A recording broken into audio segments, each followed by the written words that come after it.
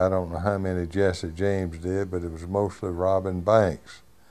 John Dillinger had a low number of people he killed, but this man probably killed 25 or 30 people. Retired Bibb County Sheriff Ray Wilkes is talking about this man, serial killer Paul John Knowles.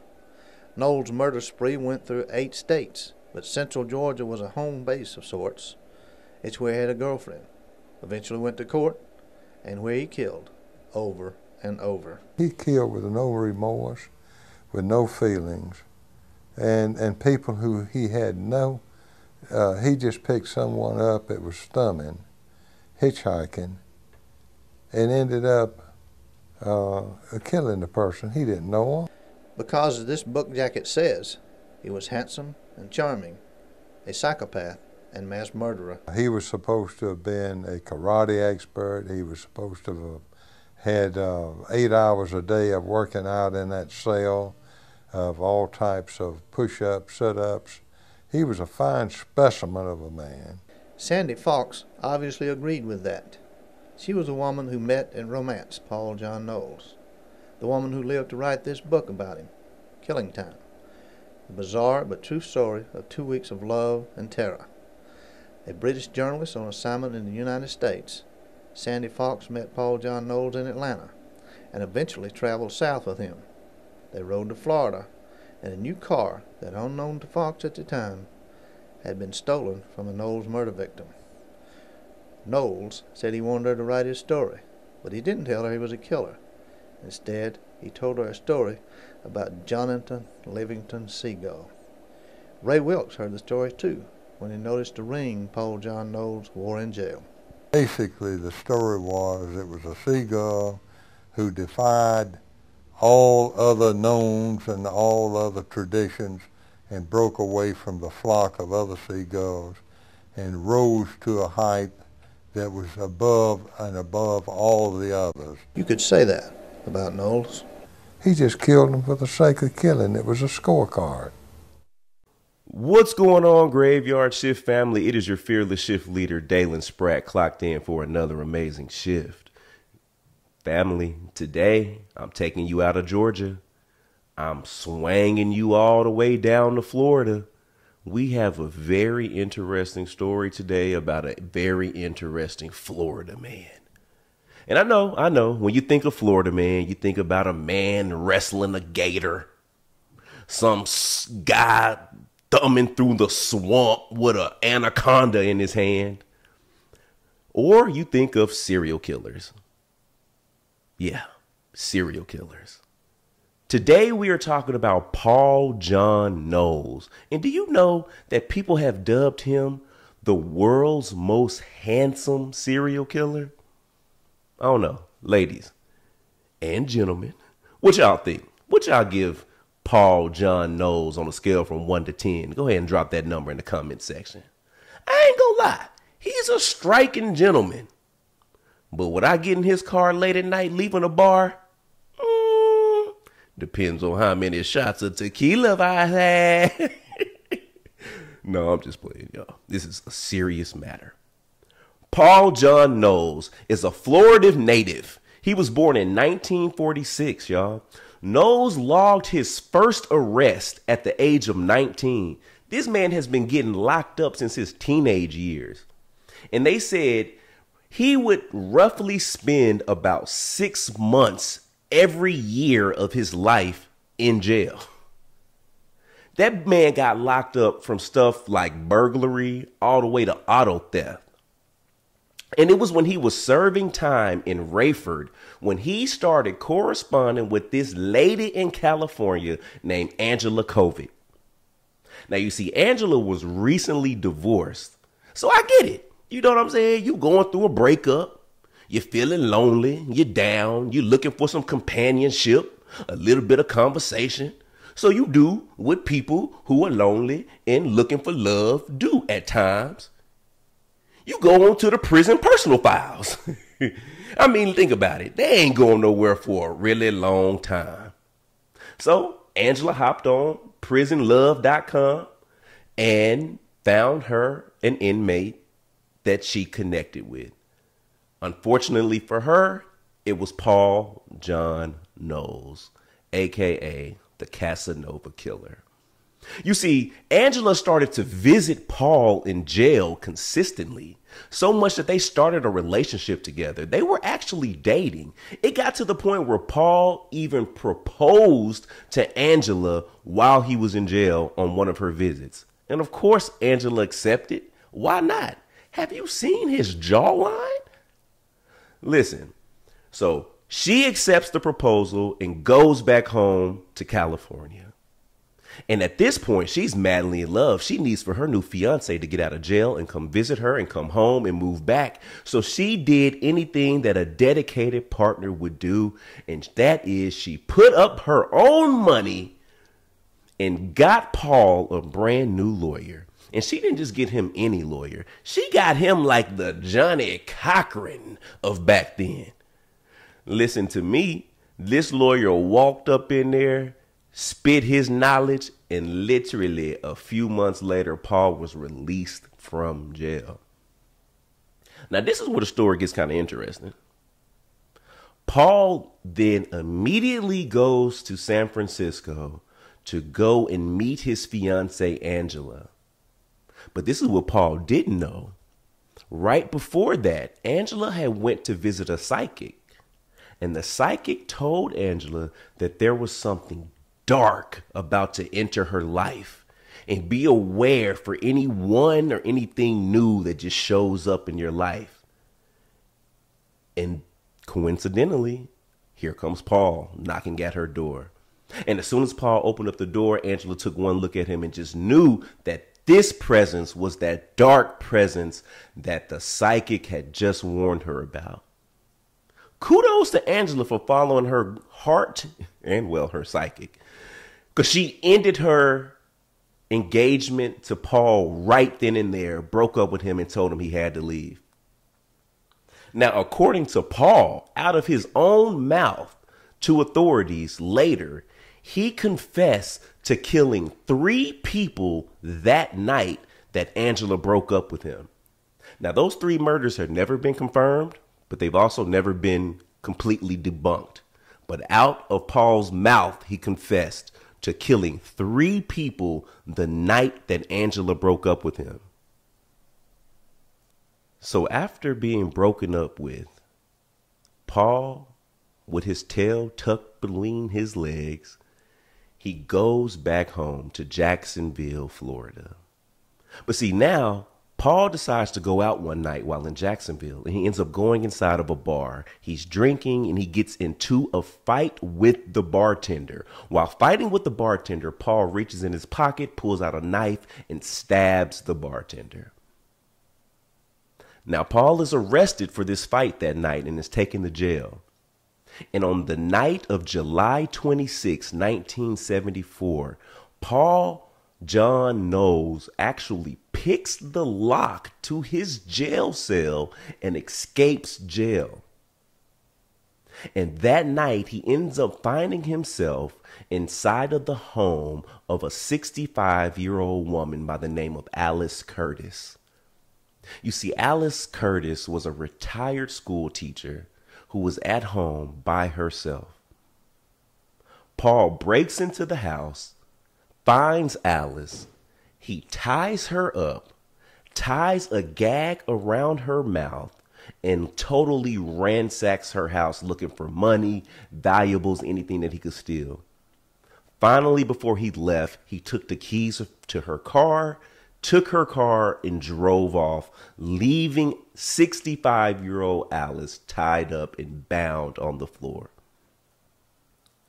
Unfortunately, reports have it that while being bound on the floor, the dentures in Miss Alice Curtis's mouth some kind of way got lodged in her throat, and the gag on her mouth prevented her from breathing, and she suffocated to death.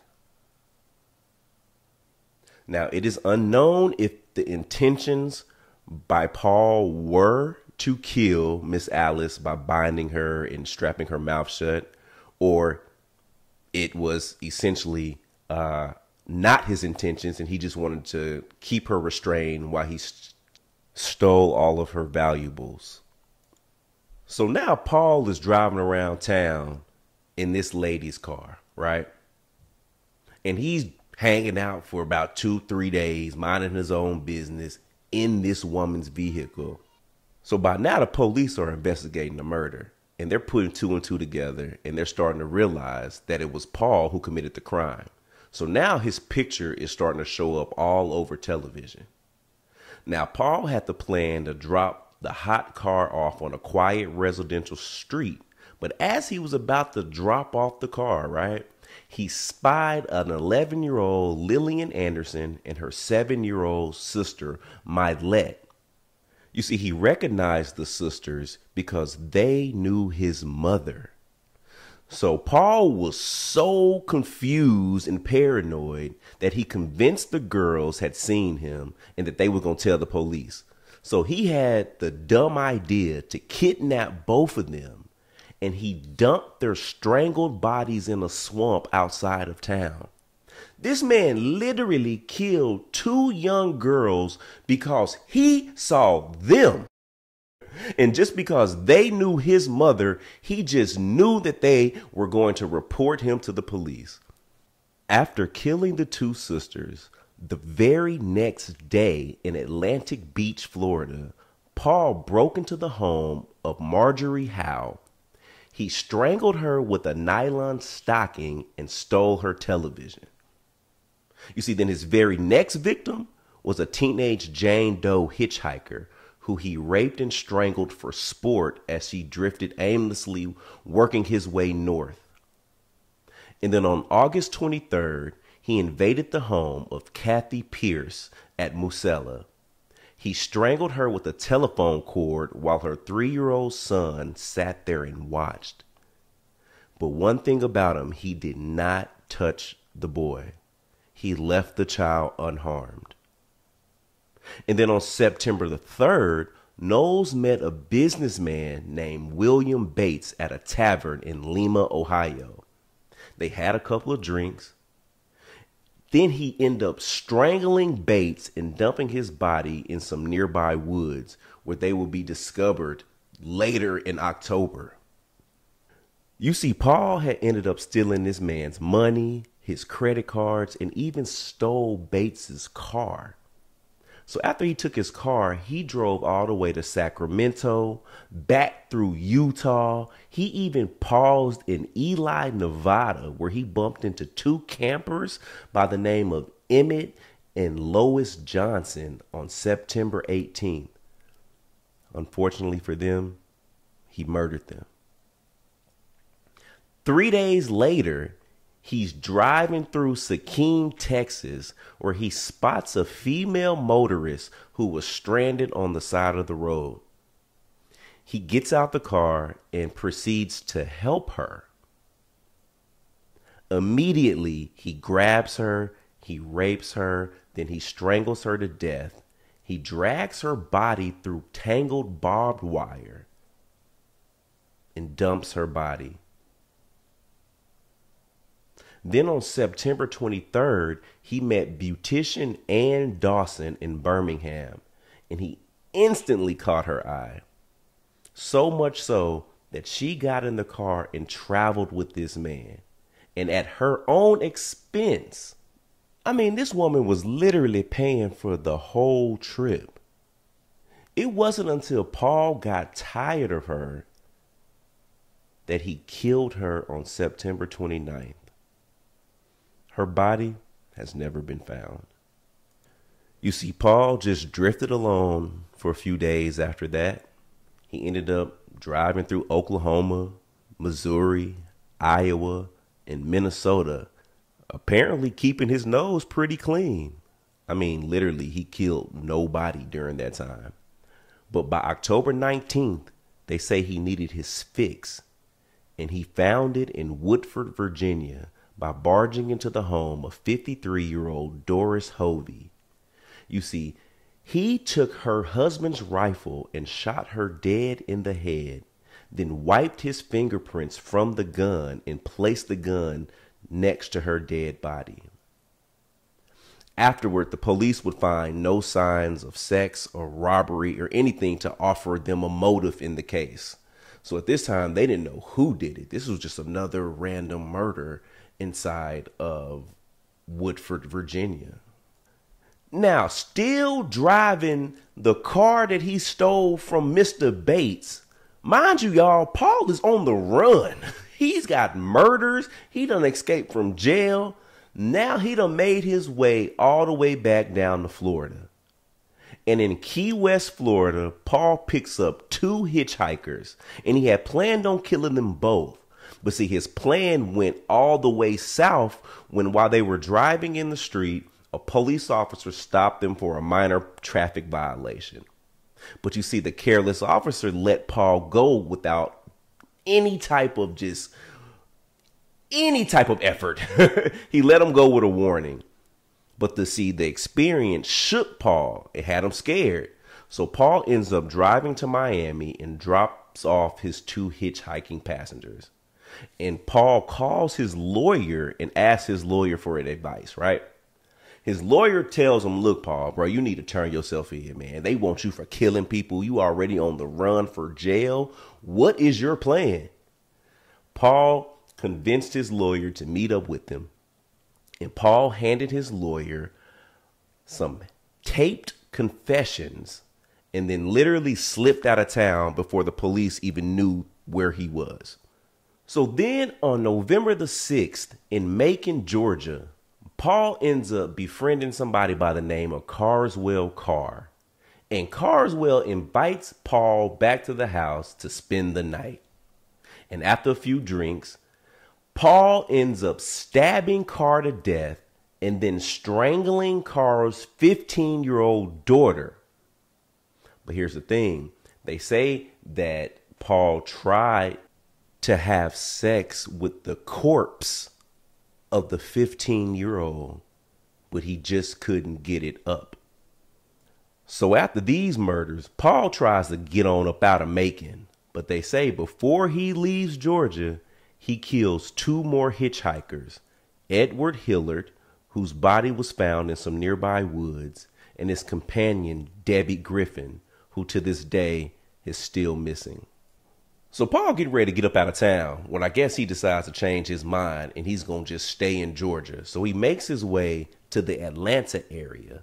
So now on November the 8th, Paul is bar hopping in Atlanta when he meets British journalist Sandy Fawkes. So look, Sandy meets Paul and she think he the finest thing walking, the best thing since jeans with hammer hooks on them. And they just hit it off. So much that she goes home with Paul that night. And they decide to have sex consensually, but Paul couldn't get it up. And over the next couple of days, she hung out with Paul.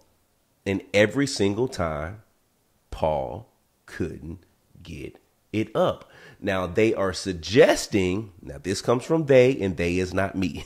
They are suggesting that Paul couldn't get it up because he can't, he gets aroused by the fight. It's the fight that aroused him, not consenting, not willing, not just being there.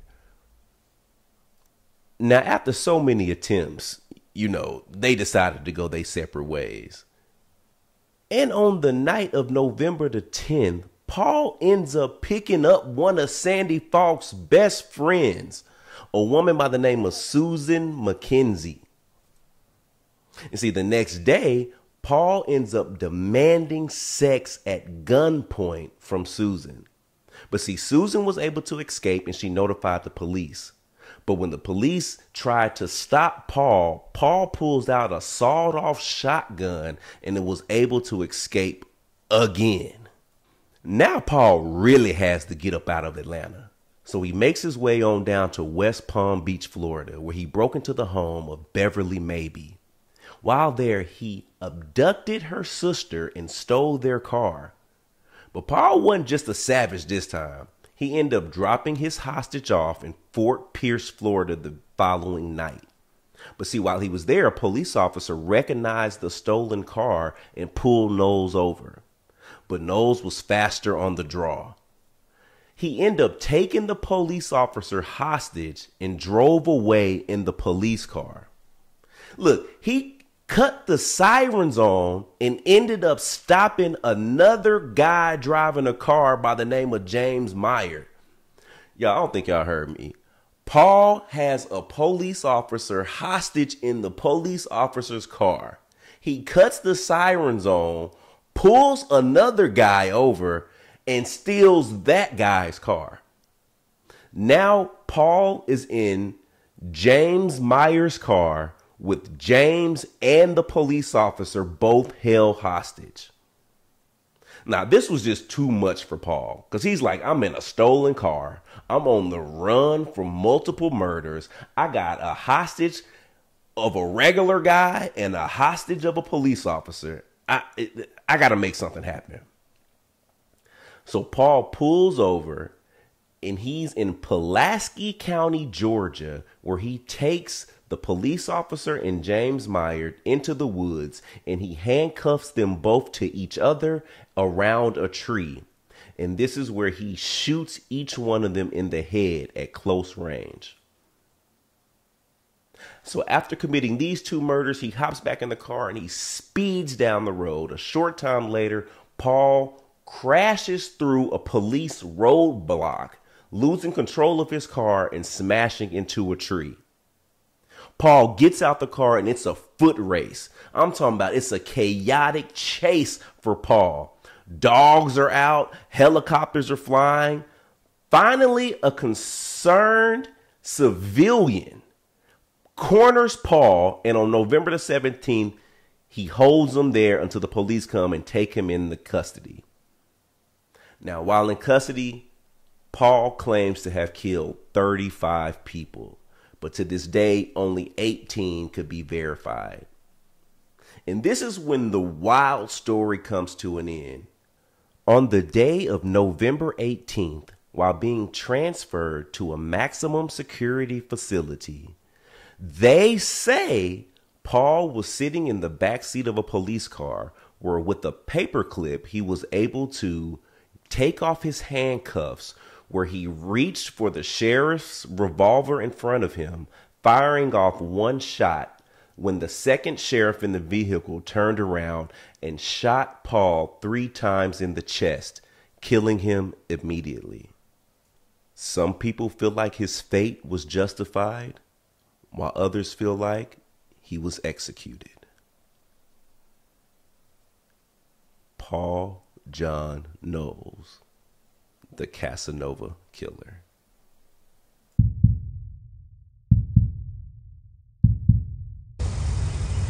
Y'all, I had to hurry up and cut the camera on because y'all wouldn't believe it unless I did, y'all. That is a man with his shirt off and one of the little,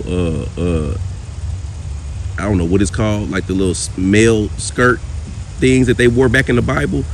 Long hair, like Jesus, looking like Jesus, with like a crown on his, like a crown of thorns on his head, holding a staff. Y'all, he's walking towards a funeral that's in progress right now. I don't know what's about to happen. I don't know what's about to happen, y'all. But I asked him, I was like, what you got going when he walked past me?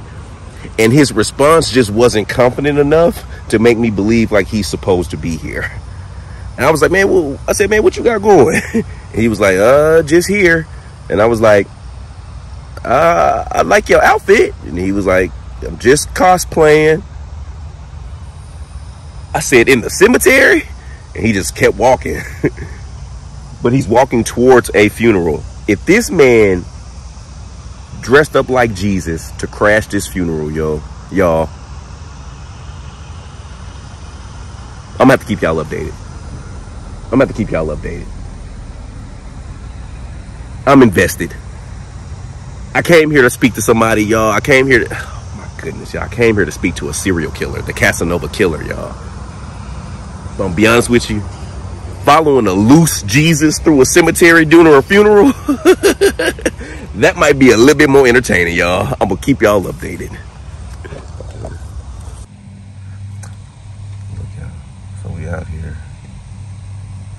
Doing our thing.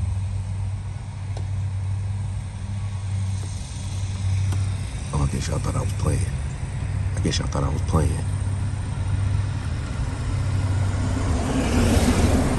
Bro, they gonna get you, bro. They gonna get you playing. They gonna get you playing, bro. I don't know how y'all get down to Jacksonville, man. They gonna get you, man. You better stop walking through the cemetery around this person's memorial service dressed like Jesus, bro. What are you doing? I feel you. But I feel like you're playing, and that's why I don't feel you. What's going on, Graveyard Shift family? It's your fearless shift leader, Dalen, clocked in for another amazing shift. Y'all, I am not in Atlanta, Georgia today. I am all the way in Jacksonville, Florida. And you see the silver bullet. Y'all, they gave me an electric Mustang at the car dealership. It's my first time driving an electric car. It's kind of cool. I'm not mad at it, but that has nothing to do with this video. But I am here in the Jacksonville Memory Gardens, y'all. And today I am actually on the look for a gentleman with a very, very interesting story. His parents know him as Paul John Knowles. The world may know him as the Casanova Killer. But literally located in the Jacksonville Memory Gardens resting community. This beautiful, beautiful resting community. Right off the main street. There's the main street. Come on in, come on in. And literally right here, you will find the Knowles family plot.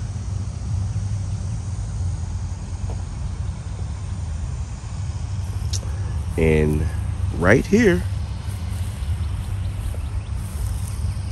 you have Mr. Paul J. Knowles himself. Born April 25th, 1946, and passed away December 18th, 1974. Paul J. Knowles, aka the Casanova Killer. Y'all saw how I tried to be dramatic with that pull up. Paul J. Knowles, aka dun dun dun dun, the Casanova Killer. Y'all, let's get to it. We came here to have a conversation with Mr. Knowles. And you know, like always, we come in peace, love, and respect. We're never here to judge anyone, because we feel like they're dealing with their judgment on the other side. Everyone that we're communicating with or trying to communicate with have passed on, have transitioned on. So there is nothing that our judgment can do to better or worsen their situation. So despite all the horrendous things that Paul has done, I'm not coming from a place of judgment. I'm coming from a place of just trying to understand what was his reasoning and what was his rationale. So, but no, hell no, I don't agree with none of it. Don't get it twisted. Horrible. Damn, I guess that is judging. But you know, Paul, you know what you did was wrong, buddy. But I would love to hear your truth. All right.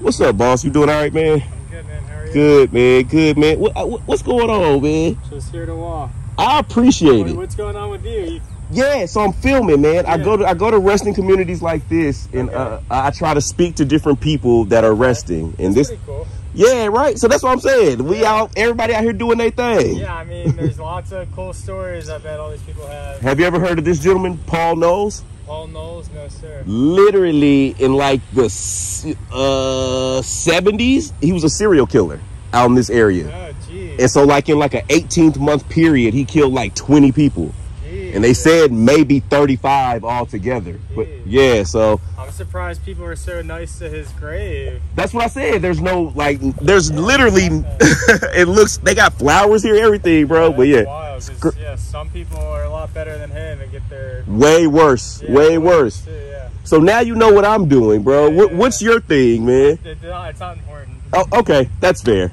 That's fair. That's fair, bro. It's not that it's not important. It's that it doesn't need to be said. I understand, bro. Everybody got their thing, man. Everyone knows what they're doing. I feel you, Brody. All right, man. Be blessed. Hey, man. We can't judge nobody, guys. We can't judge anybody. Let's get to it.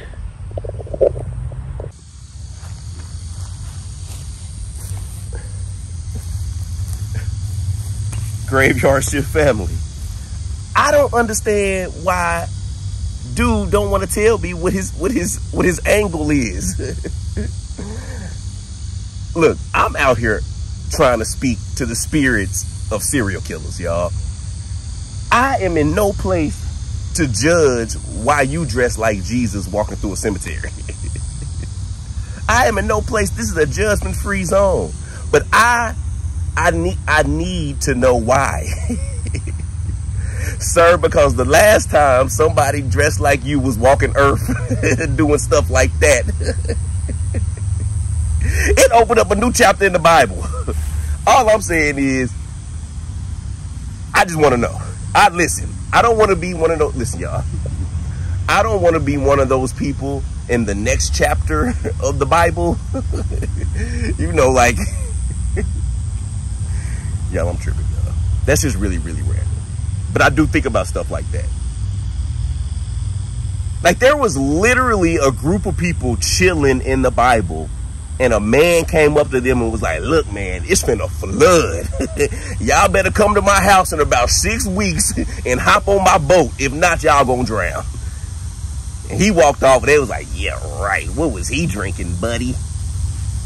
I ain't trying to be them guys, y'all. So if I see Jesus walking through a cemetery, I'm finna ask, what's up, sir? Do you have some information that I need to know? But clearly you don't. All right, y'all. That's just very, very random. Very, very random. So a serial killer, Jesus, and a ghost hunter were sitting in a cemetery. I am childish. Forgive me. All of you that are stumbling across this video, forgive me. Forgive me. I'm childish, and I play around a lot. Paul, bro, I play around a lot, good sir. So I want you to relax, chill out, continue resting. I'm really here just to get to know you, man. The world already knows what you did was messed up. You know what you did was messed up. 100% you know. For sure. So it ain't no reason of even approaching you like that.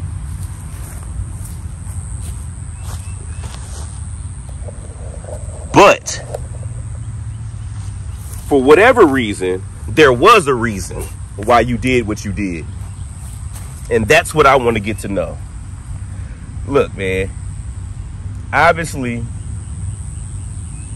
like, you cared about I guess the infamy attached to what you were doing. So we have over 160,000 people watching these videos that I do. So this is a pretty large audience. So now is your time, man, to speak your piece, speak your truth.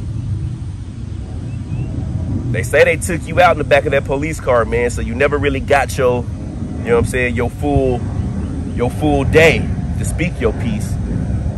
So now it gives you the opportunity. So again, my name is Dalen. I come in love, peace, and respect. I'm not here to judge. I'm just here to get to know you, man. So if you feel like talking, we would truly appreciate it. And I can hear you through this little device here. You died in the 70s, man. So this ain't nothing but like a speaker. You know, in the 70s, how y'all used to have like the little boom boxes? This ain't nothing but a speaker, a Bluetooth speaker. And I can hear you through this. All right, Paul. Do you mind speaking with me?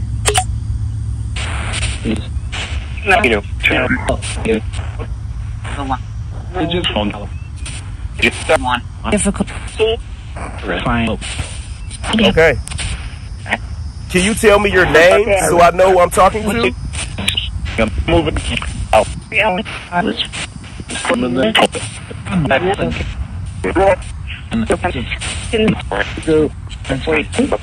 Rosemary. Now, I for sure heard John.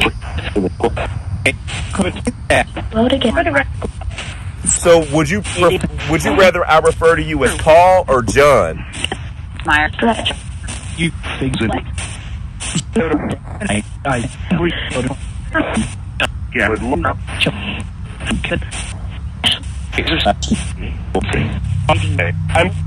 It sounds like you said John again.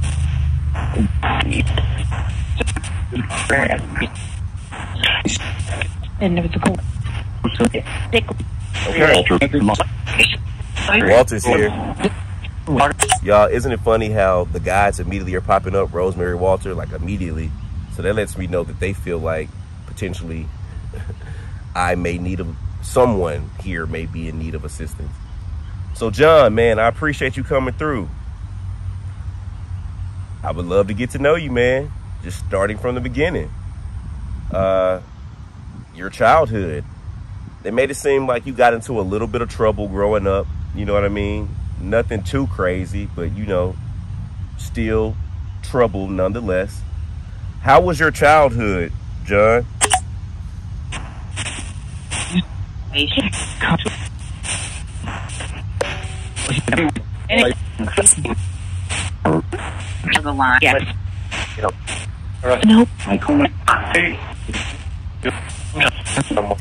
Would you say you had a good childhood or a bad one?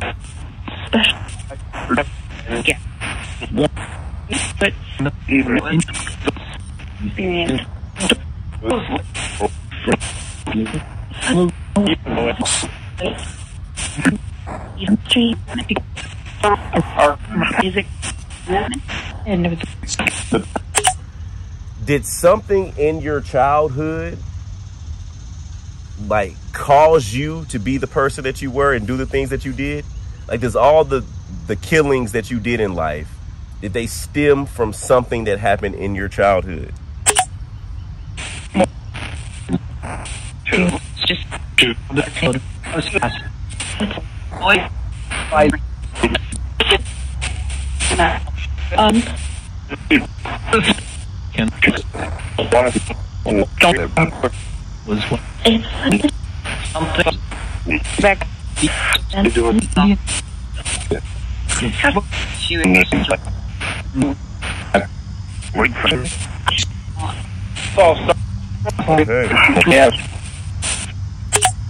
So when you got older and you really got into a life of crime, it seems like your crimes like spiraled very, very quickly. Like, what initiated your killing spree once you got out of jail? Like, what made you resort to killing so quickly and so effortlessly?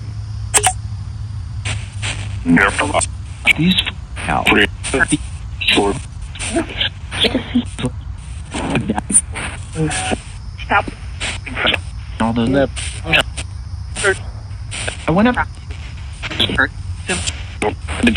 Hurt him? You know. Now. So much.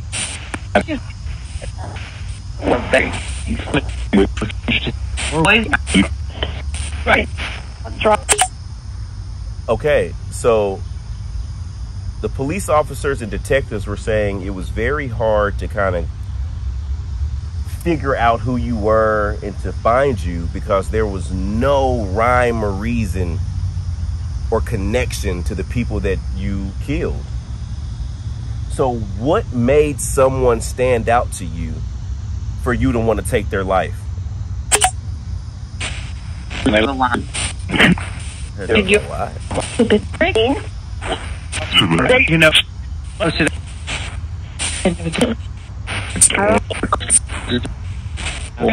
Family. 30.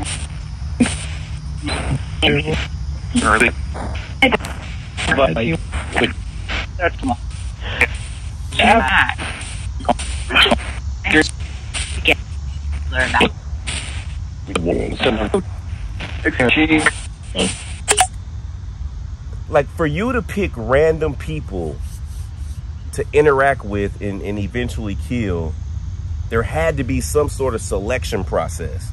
Like, what made you walk past one person but choose to select this person to interact and harm?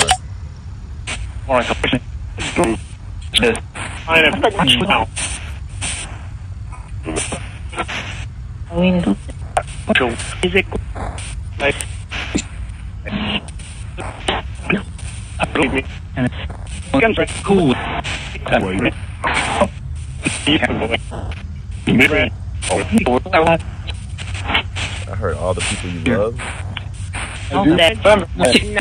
People help.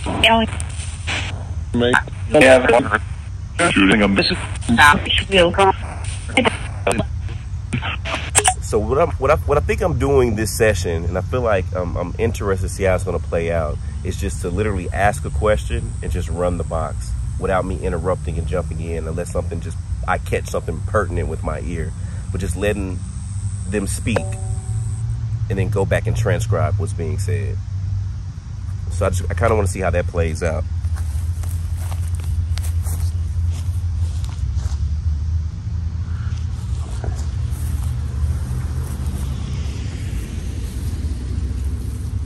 Okay.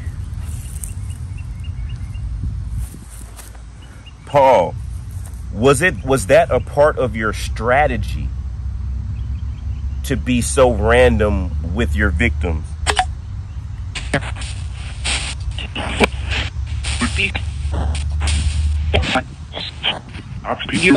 Is what you something this is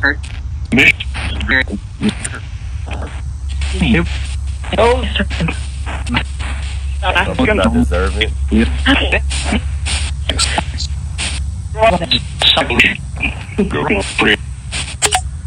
But what was your purpose? What thrill did you get out of hurting men, women, children? Like, what was your thrill?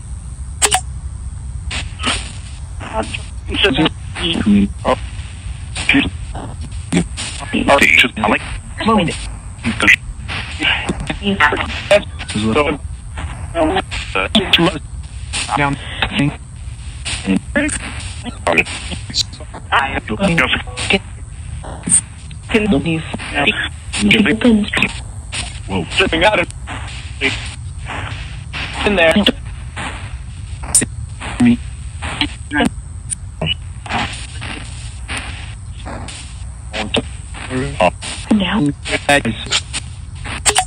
So,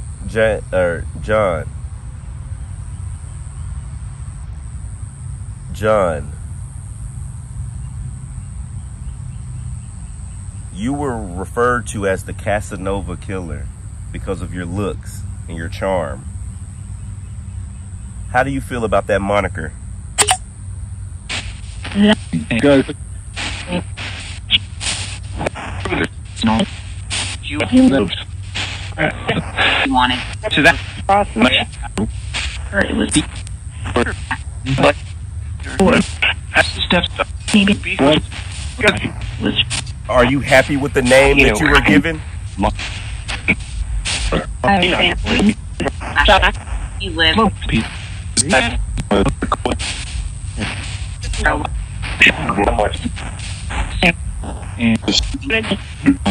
always So looking back at it now, man, I would assume for someone to just be able to hurt people, men, women, and children, just with so much ease, you would have to not have any emotions, right, John? Like, how were you able to kill children with no remorse?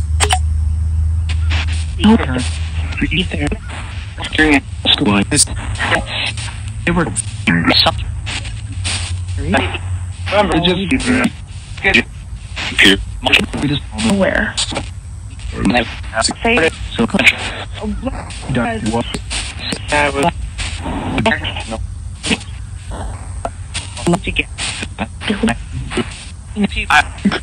Did you have any remorse?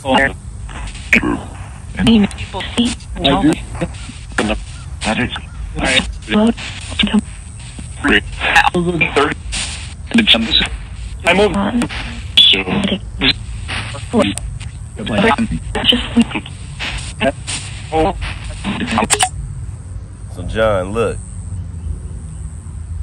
They say you were responsible for 20 deaths, but they say that there's more.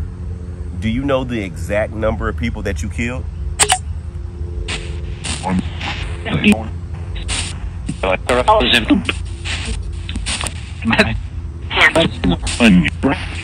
It sounded like you said 34.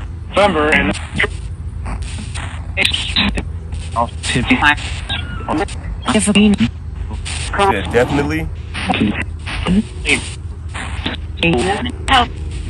Could it be more than 34?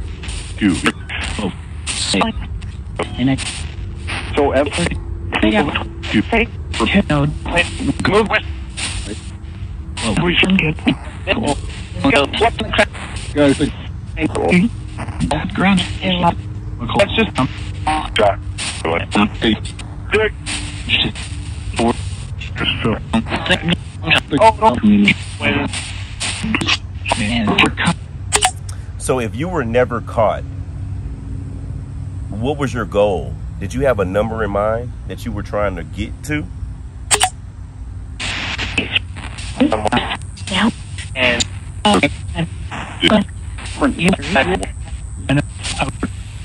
How many people were you trying to kill? He said a lot. But why?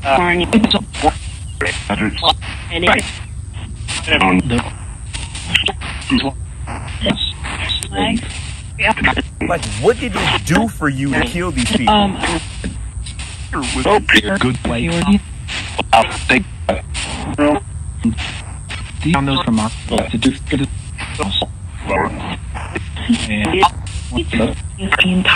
Like, did it arouse you to hurt people?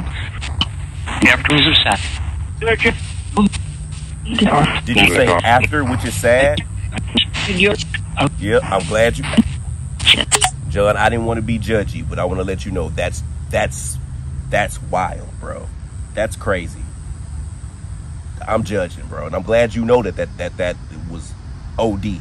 Like, everything you did was over the top. But getting turned on because you done took somebody's life, bro. Bro. That's wild, bro. I'm judging. I'm for sure judging. I'm keeping 100 with you. I'm gonna always be honest with you, man. I tried to come in here with a non-judgy, but I feel like you opened up the door for judgment when you was like, yeah. You feel me? But that's wild, John.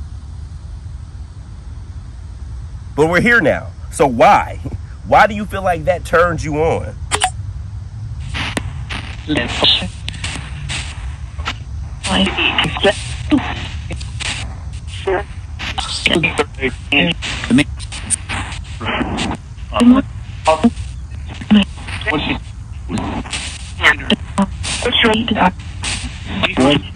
Let me ask you this. Do you feel like you was born with this issue? Or do you feel like something made you this way?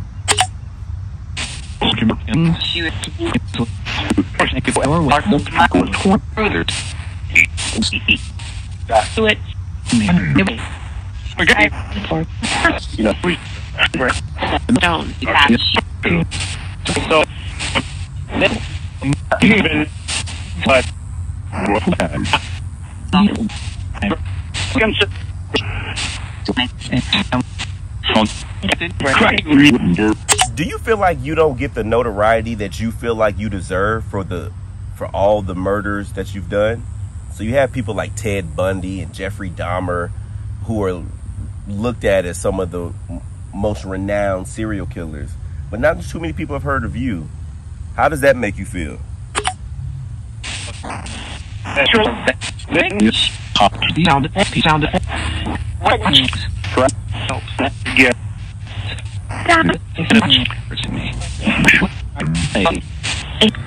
I just heard his voice like a whisper.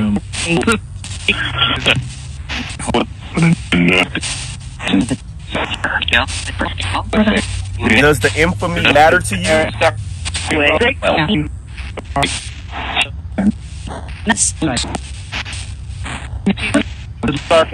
Back to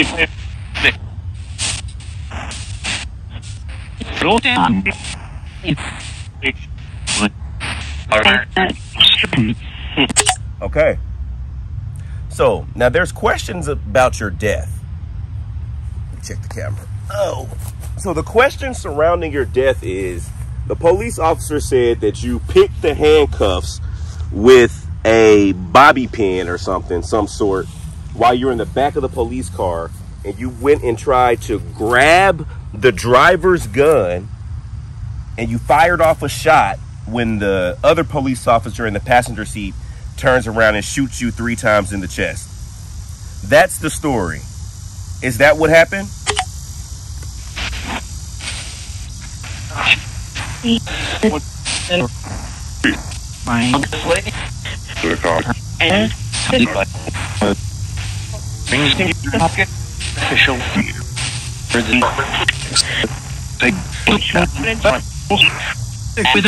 Did you break loose from your handcuffs in the back of that police car?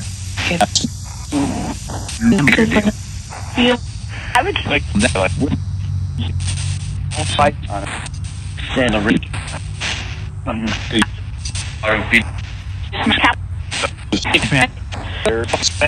Did you grab the firearm of the police officer in front of you? You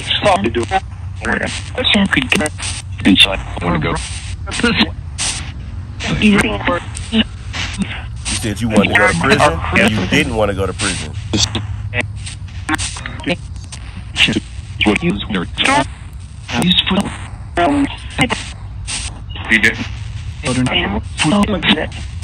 In there. So did the police officer shoot you for a reason?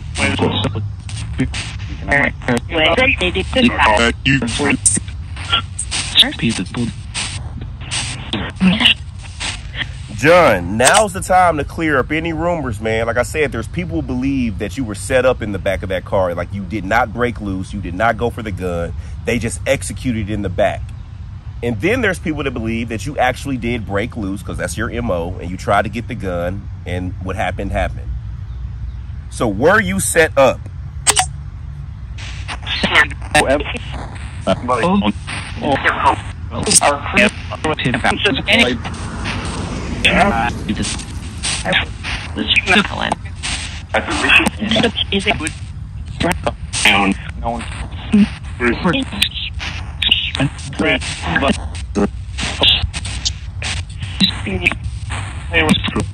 Do you feel like you deserved your fate?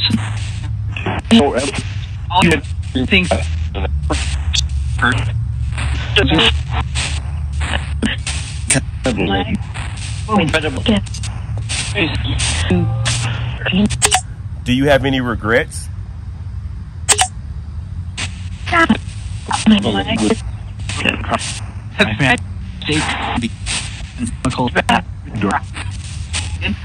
you want to close that door?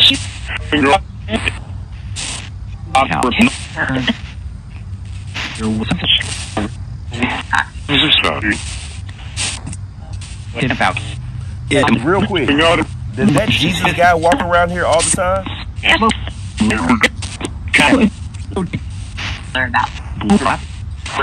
In there. Should I've seen him? To it.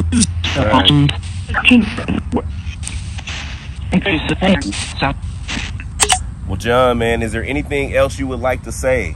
Is there anything you would like to clear the air with? Here's your last chance to speak to us right now, man. Let me know. Is there anything else you would like to say?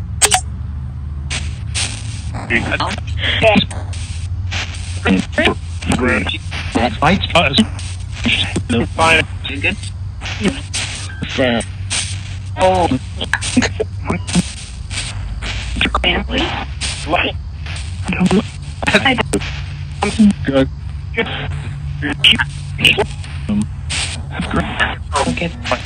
All right, John, I appreciate you, brother. Thank you for your time, man.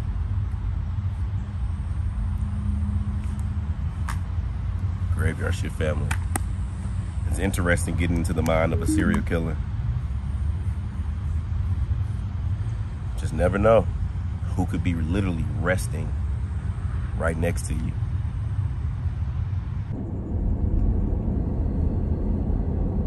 So here in this Jacksonville, Florida neighborhood is the home of Miss Alice Curtis. You see, Miss Alice was a retired school teacher. And the night that Paul literally escaped from jail, some kind of way, he found his way into this neighborhood and literally right down this street, he came across the home of an unsuspecting Miss Alice who lived right here on the corner in this, what is now a yellow house. Paul breaks into the house, robs her, ties her up, and gags her and leaves. But she passes away because she ends up choking from being gagged inside of this home.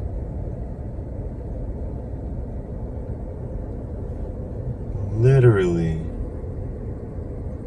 one of his victims.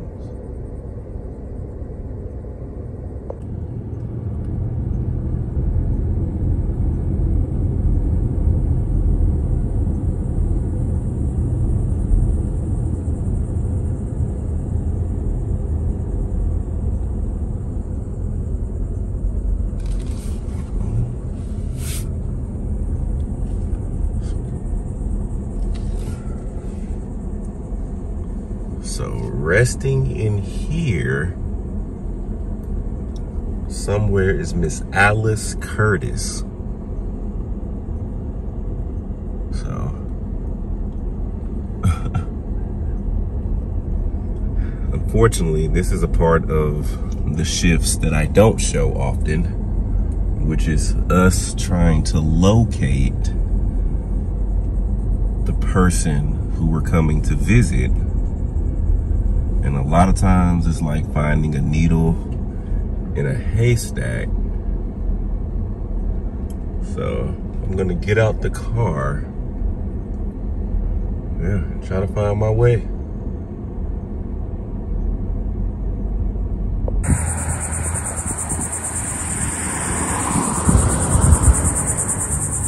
What's going on, family?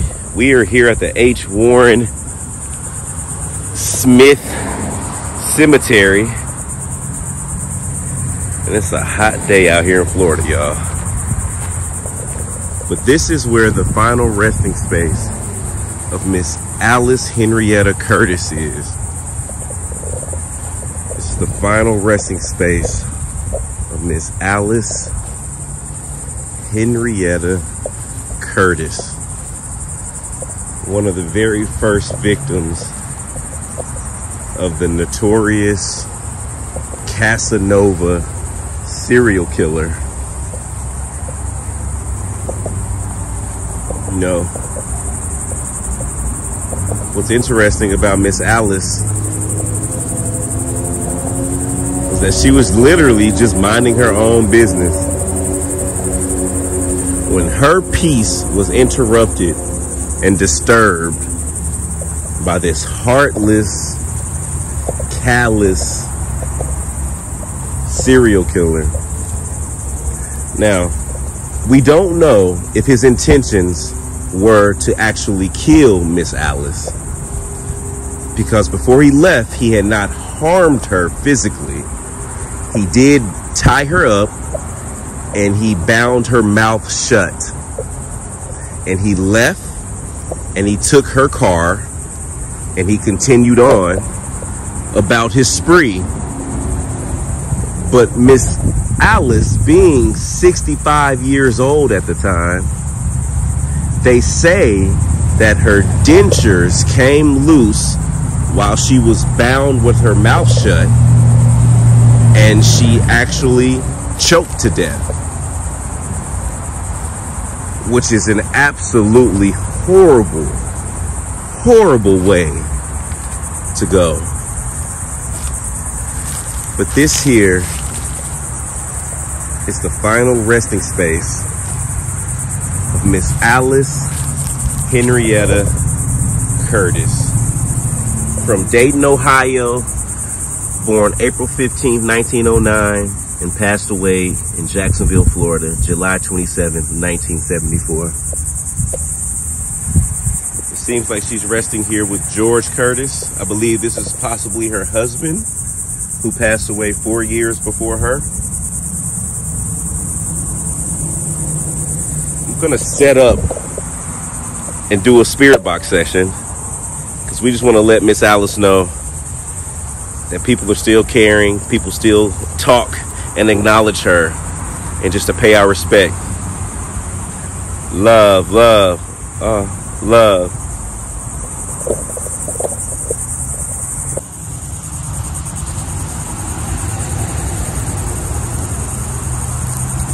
How you doing, Miss Alice? It's a lot of ants on the ground, Miss Alice. It's a lot of ants on the ground, Miss Alice. But I would love to sit down and have a conversation with you.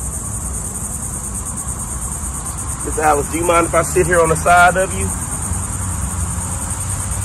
With all respect. Love, love, love. I'm gonna sit right here next to you, Miss Alice. All right. All right. Miss Alice, my name is Dalen Spratt. Excuse me, how you doing, Mr. Curtis? Mr. and Mrs. Curtis, my name is Dalen Spratt. I'm with a group of people called the Graveyard Shift. And what we do is we come to resting communities like this, and we try to speak to those who may not have been spoken to in a long time. I know it's kind of loud out here. We have the bugs in the trees, and you're right here by the street in the traffic. But I've been following your story today,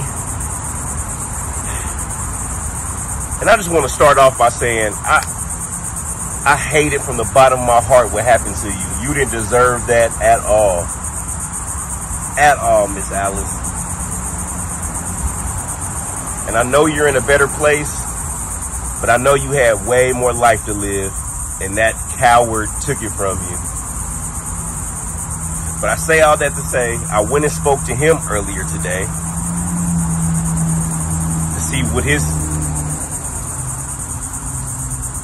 well, I don't know where be honest with you, I don't know where I'm placing this in the video, Miss Alice. So I might have not gone to him yet when in the scheme of the editing, but I have talked to him. But I've also gone by the house that you lived in, right up the street. And now I'm here with you. And I want to pay my respect to you. And I would love to hear from you, Miss Alice. I can hear from you through this box. It's just a speaker that allows me to hear.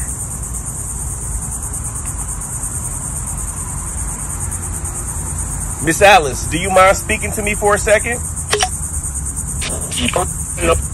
No? You don't mind?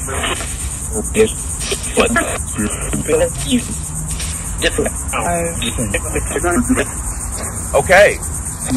Mr. Curtis, do you mind if I talk to your wife?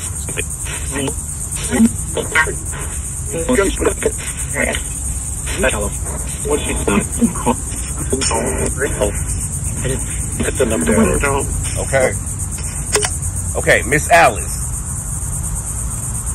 So I was doing my research, and it says that you were a retired school teacher, and you were just at home one night when you was disturbed by the man Paul John Knowles. Do you remember that night? So late. It was late.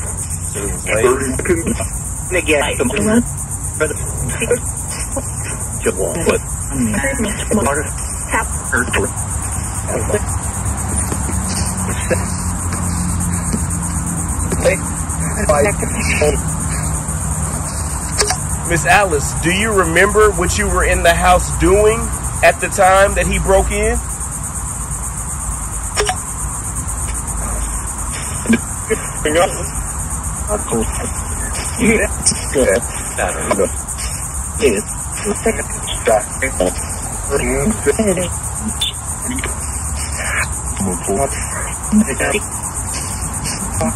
Were you surprised by him breaking into your house?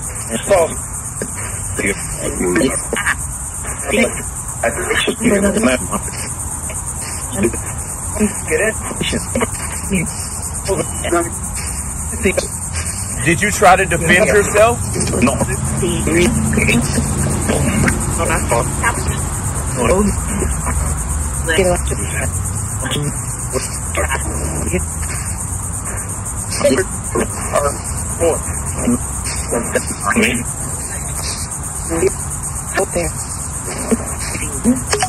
So I know he tied you up and bound you, but did he harm you any other way while he was there? Did he come off threatening?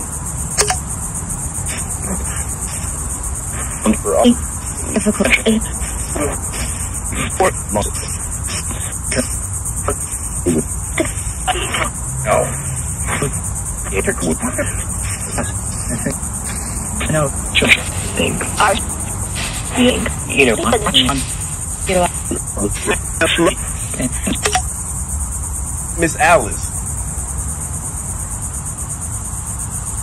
There's ants everywhere. Miss Alice, when he bound you up and left, were you afraid? Did you think that you were going to pass away?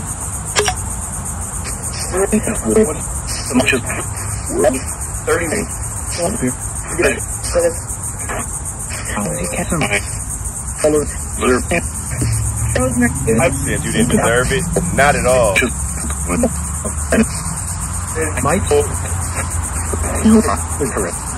Did you feel relieved once he left?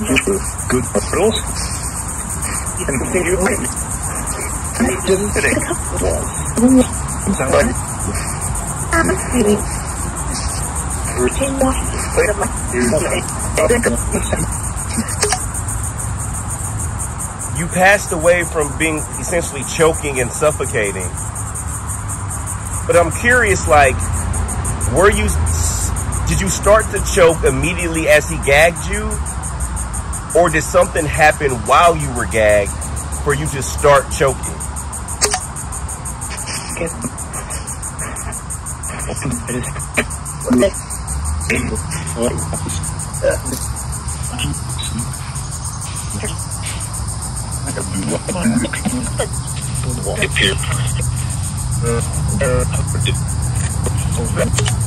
Hold on 1 second.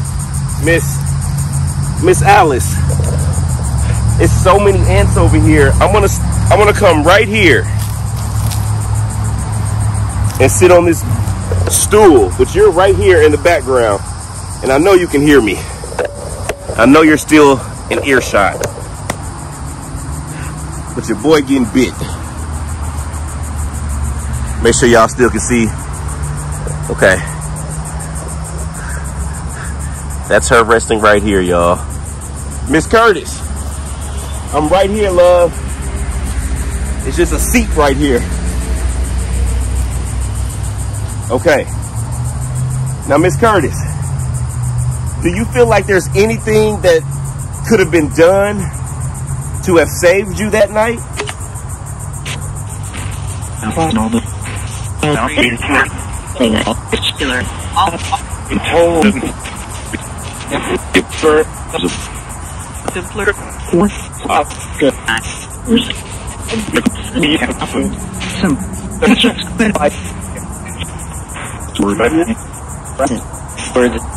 Mr. Curtis, you passed away 4 years before Alice. How did you feel knowing what happened to her and you not being there to protect her that night? I know it was out of your control, but I wonder, with you being already on the other side, did you witness it happening? Like, I wonder, does that make sense, y'all? Like, they were spouses, I'm assuming, and he passed away years before. And if we subscribing to the idea that they can still see us, hear us, check on us, I wonder, what does that do for someone up there that is witnessing someone that they love go through something that they seemingly can't have any control over? George, did you feel helpless? I was.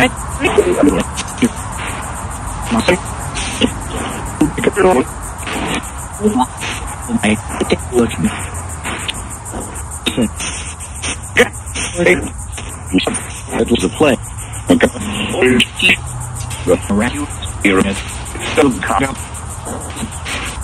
Get in. Different. Mr. George, were you waiting for your wife with open arms on the other side?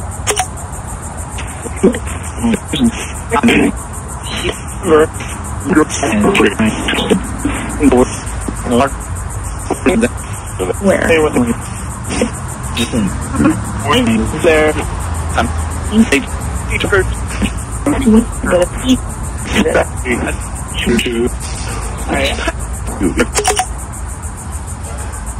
Well, Miss Alice, the guy knows who did what he did to you. He went on a long murderous spree after that, but he ended up getting killed as well. How do you feel about his fate?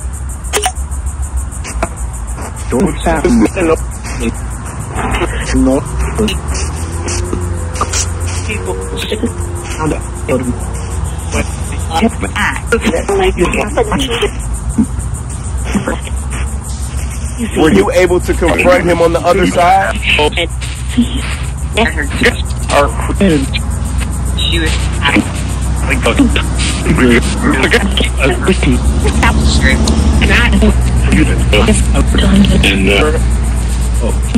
If you did run across him on the other side, what did you say to him, Miss Allen? I mean, they just know those. Okay, next question. Okay. Well, Miss Alice, let me ask you this about forgiveness. Do you forgive Paul John Knowles? Are you kidding me? No. Are you kidding me? No.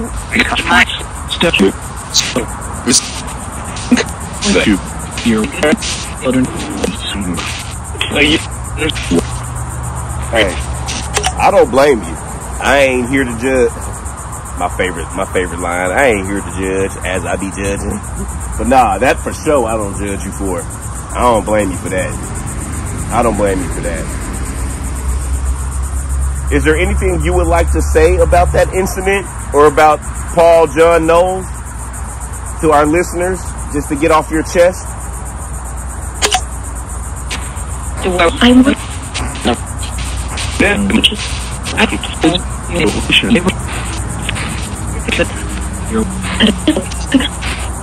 No.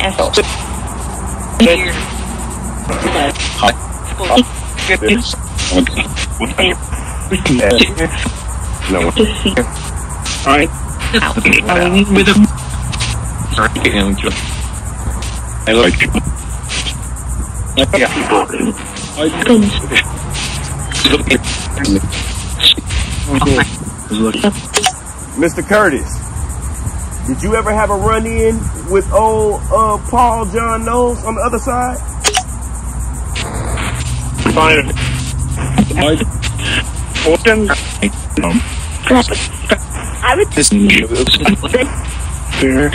I know you want to put your hands on him.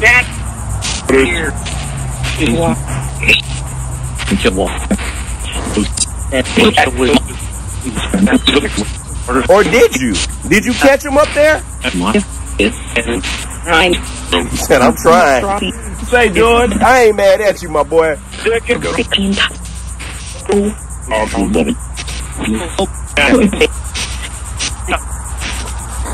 George, do you feel like if you were there, if you were still alive during that time, it would have played out differently?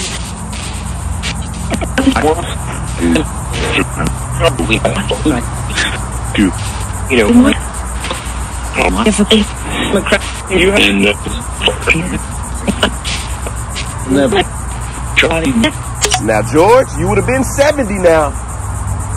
He was about 27, 28. I ain't saying you ain't have it in you, George. And I know fighting for your life and your wife give you a supernatural strength. But yeah, man. You think you would have got him, George? I ain't mad at you. Something in me believes it, George. Good.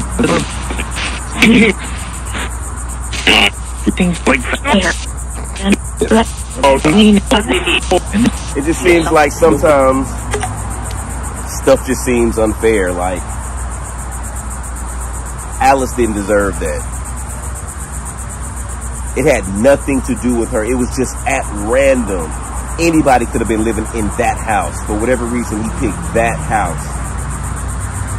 So Alice, I hope you're never taking it personal, but I know it's probably hard to understand why you.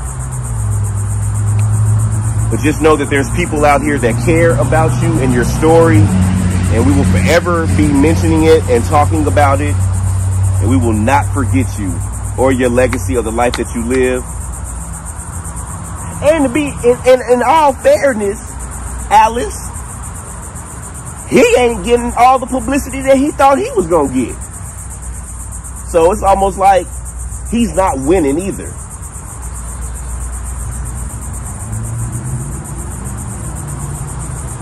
I just hope that you're resting well, Alice. Again, I just wanted to come by and just let you know that we love you. We're thinking about you. And yeah, we will forever keep your name alive. Is there anything else you would like to say, Miss Alice?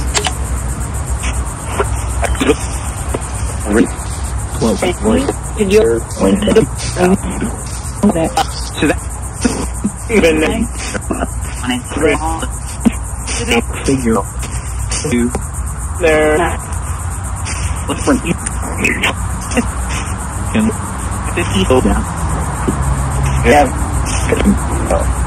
Thank you, Miss Alice. All right, Graveyard Shift family. I'm your fearless shift leader, Dalen Spratt. This is our guest of the hour, Alice Henrietta Curtis, and her husband, George. And that's been another episode of the Graveyard Shift. Hey, October 11th and 12th, we will be in New Orleans, Louisiana. We have a small group of Graveyard Shift family members from all over the country meeting up in New Orleans, Louisiana, October the 11th and 12th. We're taking over the city.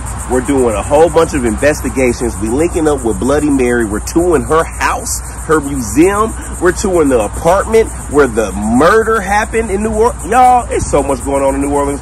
We're doing a New Orleans menu-inspired lunch with a medium and gallery reading. Y'all, we still got some tickets available.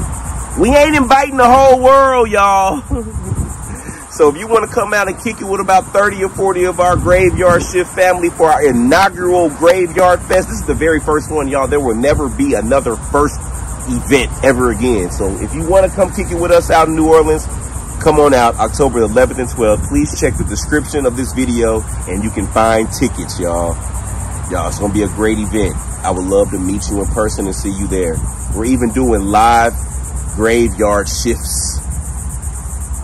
Live Graveyard Shift sessions, guys. You ain't gonna want to miss it. New Orleans, see you there. Live, live, live.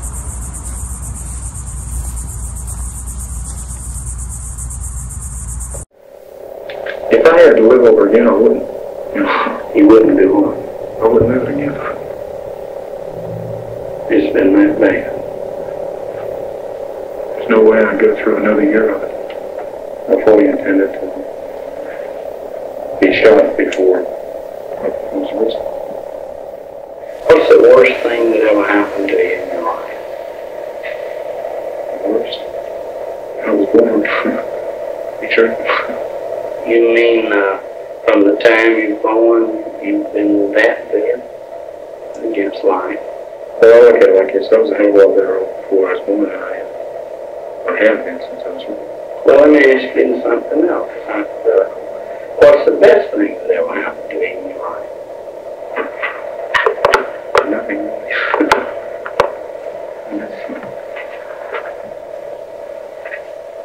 Nothing good to me. I'm a criminal.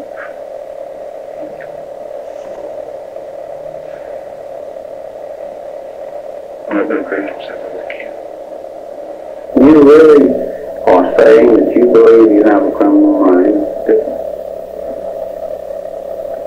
Well, it's been through the road. My life has been more involved in the criminal sense than with the average. I realized there was a lack of, maybe not a lack of love, but a lack of caring in one way or the other. So I had no doubt that they loved me, but they just didn't give me that. Well, if you love somebody, how can you not give it that? It's possible. Hmm? It's possible. Well, perhaps they did give it down, but they just didn't know how to show it. Maybe 3 days of party. You know, just rode around town, went to the shooting galleries, penny arcades, and this and that. Just whatever. Didn't go home? Sleeping in the woods. And then they called me. And they sent me home. And the next day I was in school, and they called me across the street to the police station. They started talking to me, admitted, you know, and that was when they sent me out to If you could change your life from the point you're at right now, where would you go back to make the change? Well, actually, if I had to live over again, I wouldn't. You know, You wouldn't do what? I wouldn't live it again. It's been that bad. There's no way I'd go through another year of it. I never did decide to go back. I decided I wasn't going back. It's just chance of fate that I am. See, I had no intention of living. How do you mean that? I fully intended to be shot before I was arrested.